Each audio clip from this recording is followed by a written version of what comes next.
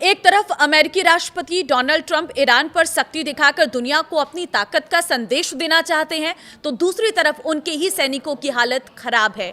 इतनी खराब है कि वो रोने को मजबूर हो गए हैं। लेकिन ये हालत क्यों खराब है, क्या वजह है इसके पीछे की, इस रिपोर्ट में बताएंगे। वीडियो को लास्ट तक जरूर देखना। नमस्कार, मैं हूं आपके साथ ममता तिवारी। आप देख रहे हैं न्यूज 18 का डिजिटल प्लेटफॉर्म।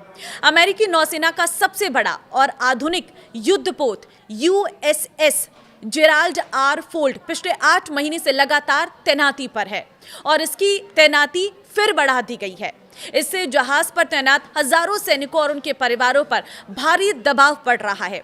परिवार से दूरी सैनिकों को हर पल रुला रही है, उनके आंखों में आंसू ला रही है। ये विमान वाहक पोत पिछले साल जून से समुद्र में है।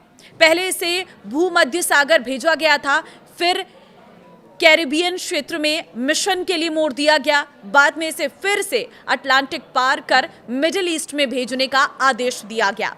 ईरान को डराने के लिए यह तैनाती की गई है। तो इससे अमेरिकी नेवी के सैनिक क्यों परेशान हो रहे हैं?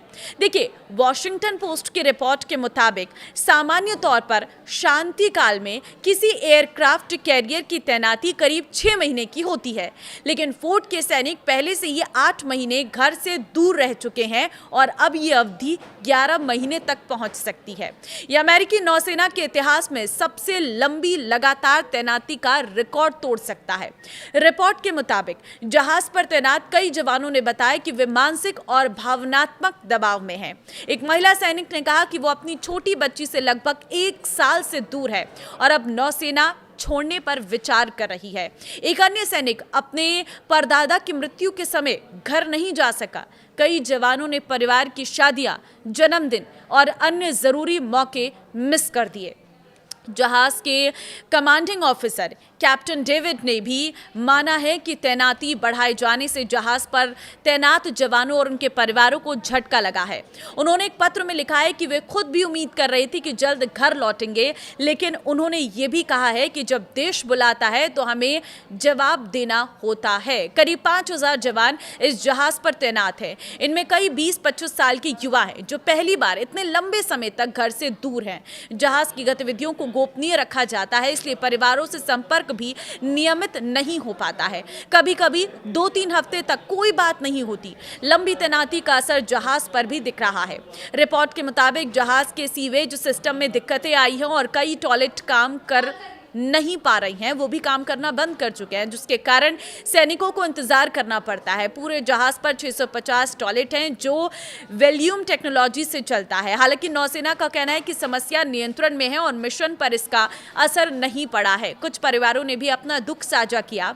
एक मां ने बताया कि फरवरी की शुरुआत में वो अपने बेटे को लेने के लिए जाने वाली थी, लेकिन तैनाती बढ़ने की खबर सुनकर प्लान रद्द करना पड़ा।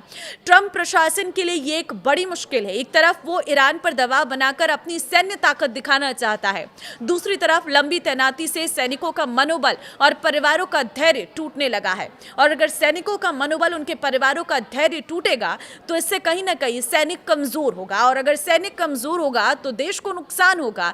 लेकिन ट्रंप प्रशासन इस बात को समझने के लिए तैयार ही नहीं है, या फिर उसके लिए ये एक चुनौती है जिससे वो निपटना चाहता है, या फिर ट्रंप प्रशासन की कहीं ना कहीं सैनिकों की तैनाती करना बहुत ज़रूरी है, क्योंकि वो ईरान के दिखाने के लिए अपने सैन्य ताकत को मजबूत करना चाहता है और अपने सैनिकों की तैनाती करना चाह रहा है। ऐसे में सैनिकों का लंबे समय से परिवार से ना मिलना, परिवार से दूरी बनाए रखना उनके मनोबल को तोड़ रहा है, उनके धैर्य को तोड़ रहा है। उनकी आंखों में आंसू हैं और वो इंतज़ार कर रहे हैं कि वो कब आखिर परिवार के लोगों से मिलेंगे। लेकिन अब देखना होगा, क्योंकि ईरान और अमेरिका के बीच में ये तनाव अभी भी लगातार जारी है। ये तनाव के कारण ही कहीं ना कहीं स्थितियां बहुत ज्यादा खराब हो रही हैं, जिससे अमेरिका की सैन्य ताकत कहीं ना कहीं कमजोर होती हुई नजर आ रही है। क्योंकि सैनिकों का यह कहना है कि परिवार से इतनी लंबी दूरी कहीं ना कहीं उनके लिए ये असहज है और उनके मनोबल को कमजोर करती हुई नजर आ रही है। आपको क्या लगता है इस पर? मुझे कमेंट में अपनी राय जरूर दें।